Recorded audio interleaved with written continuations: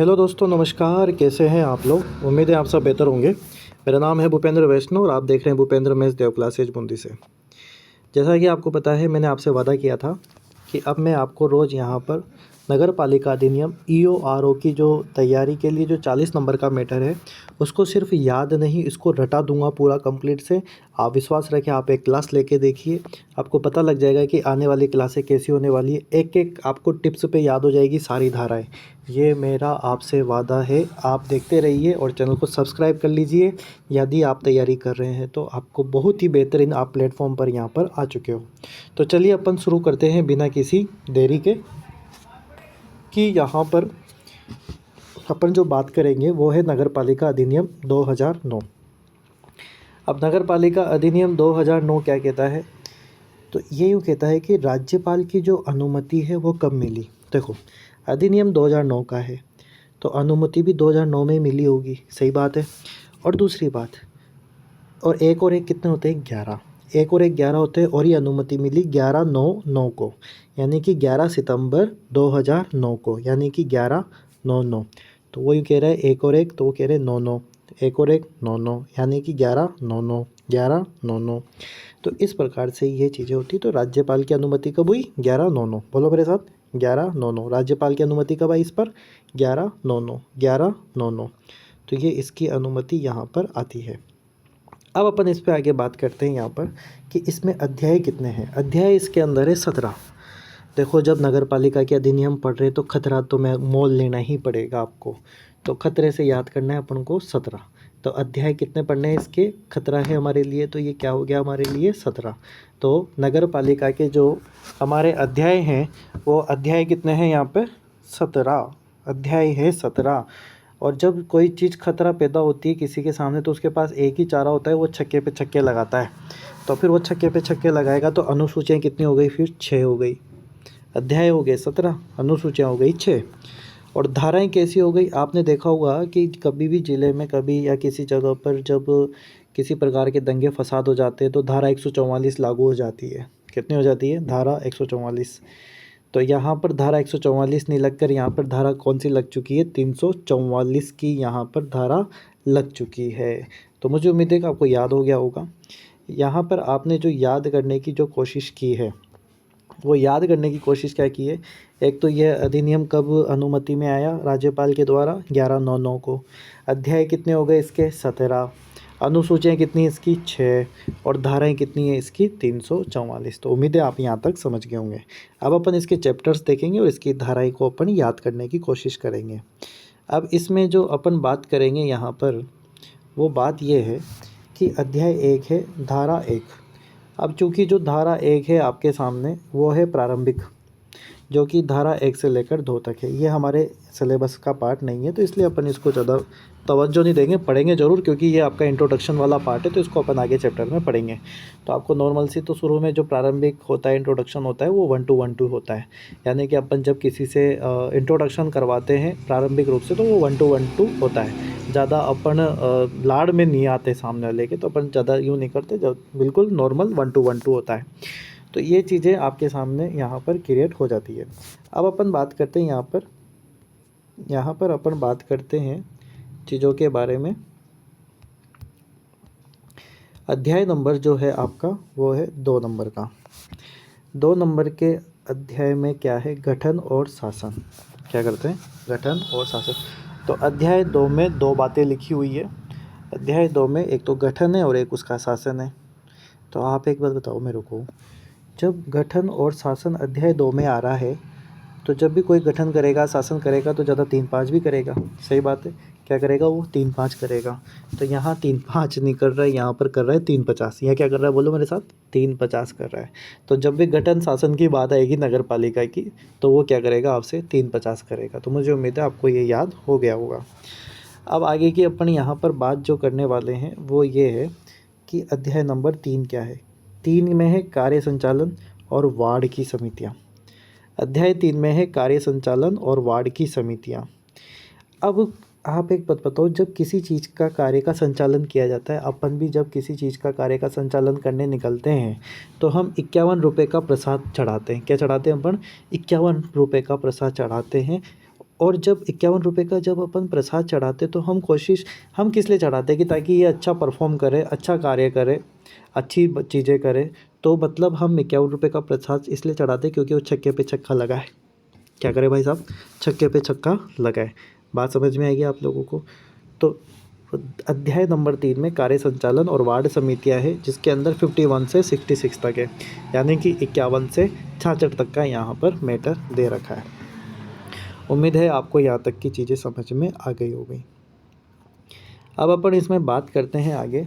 चौथे नंबर का जो अध्याय है, नगर पालिका की संपत्तियाँ। यह नगर पालिका संपत्ति। अब नगर पालिका की संपत्ति जो है वो 6-7 से 7-5 है। पहले 6 से 7 हुई, फिर 7 से 5 हुई। मेरे साथ बोलेंगे वापस से। नगर पालिका की जो संपत्ति है वो 6 से 7 और 7 से 5 हो गई। 6 से 7 और 7 से क्या हो गई भाई साहब, 5 हो गई। ऐसा हो गया मामला। 67 से 75 होगी भाई साहब। ये स्थितियाँ हो गई भाई साहब। 5वें नंबर का जो चैप्टर है, नगर पालिका वित्त और निधि।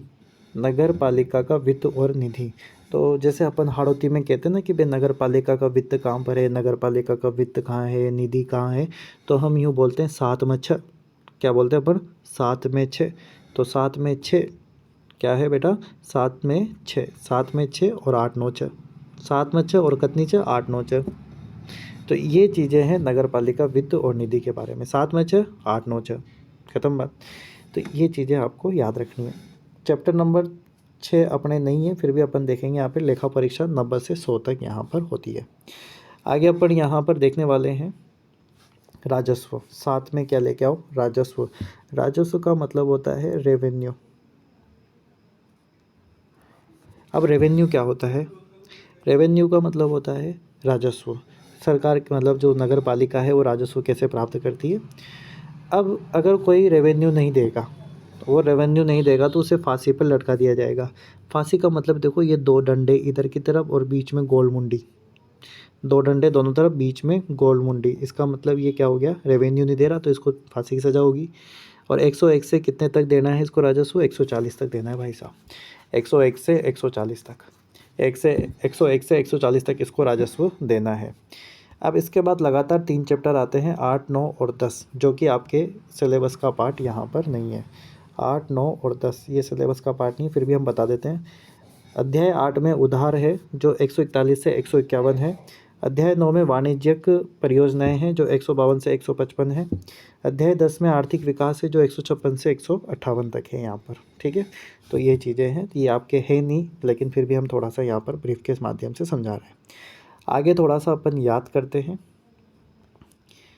अब इसमें देखो आप लोग, टोटल 17 है, तो अभी मैं बता चुका हूँ अध्याय 17 है, तो उसको याद कर। अब 11 नंबर पे देखते हैं, 11 है, एक और एक 11, एक और एक 11। नगर विकास और नगर योजना, नगर विकास और नगर योजना। अब जब भी नगर विकास की, नगर योजना की बात आती है तो क्या चीज़ें देखनी है अपन को। यहाँ पर भी 9 है लास्ट में और यहाँ पर भी 9 लास्ट में।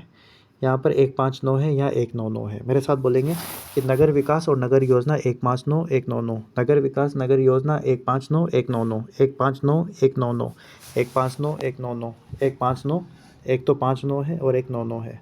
नगर विकास तो क्या है और नगर योजना क्या है, इसके अंदर है 159 और 199। ठीक है, 12वां। अब 12वें की अगर अपन बात करें यहाँ पर, 12वां नगर पालिका की शक्ति और अपराध। देखो, नगर पालिका की शक्ति कितने पावर की है, 200 पावर की है भाई साहब। नगर पालिका की जो शक्ति है ना वो 200 पावर की है, 200 पावर की शक्ति है।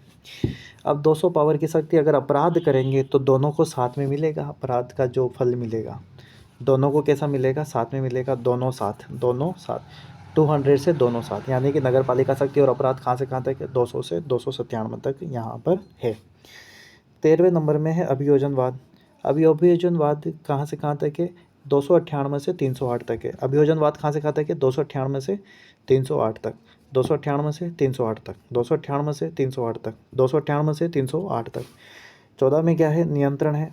14 में क्या है, नियंत्रण है। नियंत्रण कहाँ से है, 309 और 327, यानी कि 3 तिया 9, 9 तिया 27। देखो याद करो आप लोग यहाँ पर, 309 से 327, 9 तिया 27, 9 तिया 27, 309 से 327। नियंत्रण कैसे होता है? 9 तिया 27। नियंत्रण कैसे होता है? 9 तिया 27, यानी कि 309 से 327 तक यहाँ पर नियंत्रण होता है। बात समझ में आई नहीं है आप लोगों को? आगे लास्ट में यहाँ पर जो ये 3 चैप्टर हैं, ये आपके पोर्शन में नहीं है। कर्मचारी वाला 328 से 336। इसके अलावा नियम और विनिमय उपनियम 337 से 341 और प्रकीर्णन जो आपके 342 से 344 तक, ये आपके पोर्शन में यहाँ पर नहीं है। तो अपन वापस से एक बार और रिपीट कर रहे हैं यहाँ पर। उम्मीद है आपको अच्छा लग रहा होगा। आप बार बार डेली देखेंगे यहाँ पर, तभी आपको आनंद आने वाला है। नगर पालिका अधिनियम 2009, अनुमति कब मिली? 11/9/9। अनुमति कब मिली? 11/9/9। इसके अलावा अध्याय कितने हैं? 17। अनुसूचियाँ कितनी है? 6। धाराएं कौन सी लगी? 344 की यहाँ पर धाराएं लग चुकी है। इसके बाद अगर अपन जैसे ही यहाँ पर बात करें तो अध्याय 1 में तो इंट्रोडक्शन होता है, 1-2 होता है। गठन शासन के लिए 3-5 करते तो 350 हो गया। अध्याय 3 में कार्य संचालन और वार्ड समितियाँ, तो कार्य का संचालन 51 रुपये के प्रसाद से होता है, पे छक्का लगाता है। फिर इसके बाद 4 अध्याय में नगर पालिका की संपत्ति है जो 6-7 से 7-5 हो गई। 6-7 से कितनी हो गई? 7-5 हो गई। इसके बाद अगर अपन आगे बात करें कि 5वें में क्या है? नगर पालिका की वित्त और निधि है। अगर नगर पालिका का वित्त क्या है? 7 में 6। वित्त कैसा है? 7 में 6 और कैसा है? 8-9 है। 7 में 6 और 8-9 है। छठा पोर्शन नहीं है, फिर भी लेखा परीक्षा का देखेंगे 90 से 100 होता है। 7 में क्या लेके आओ? रेवेन्यू लेके आओ, राजस्व लेके आओ। राजस्व की नहीं लाओगे तो फांसी की सज़ा 101 हो जाएगी। 101 से 140 तक राजस्व लेके आओ। आगे बढ़ो। 8वां 9वां और 10वां चैप्टर पोर्शन का पार्ट नहीं है, यानी कि उधार नहीं है, वाणिज्य परियोजना, आर्थिक विकास नहीं है, तो पढ़ने से कोई फ़ायदा भी नहीं है। आगे की तरफ अपन बात करें यहाँ पर जो आपके पास चैप्टर है 11, 12, 13 और 14। 11 में है नगर विकास और नगर योजना, 159, 199, 159, 199, 159, 199। नगर पालिका की शक्ति है 200 वाट की, और अपराध करोगे तो दोनों को साथ में यहाँ पर सज़ा मिलेगी, तो 200 से दोनों साथ यहाँ पर हो जाते हैं। इसके बाद अगर अपन यहाँ पर देखेंगे अभियोजनवाद 298 से 308, 298 से 308 है। नियंत्रण कैसा है? 14 में नियंत्रण है 309 से 327, 9 तिया 27, 9 तिया 27, 9 तिया 27। तो उम्मीद है आपको ये जो आज का जो मैंने आपको इंट्रोडक्शन समझाया, उम्मीद है और बिल्कुल उम्मीद है कि आपको ये अच्छे से समझ में आया होगा और आपने इसके साथ एंजॉय किया होगा। तो बहुत बहुत धन्यवाद। Thank you so much. Thanks again.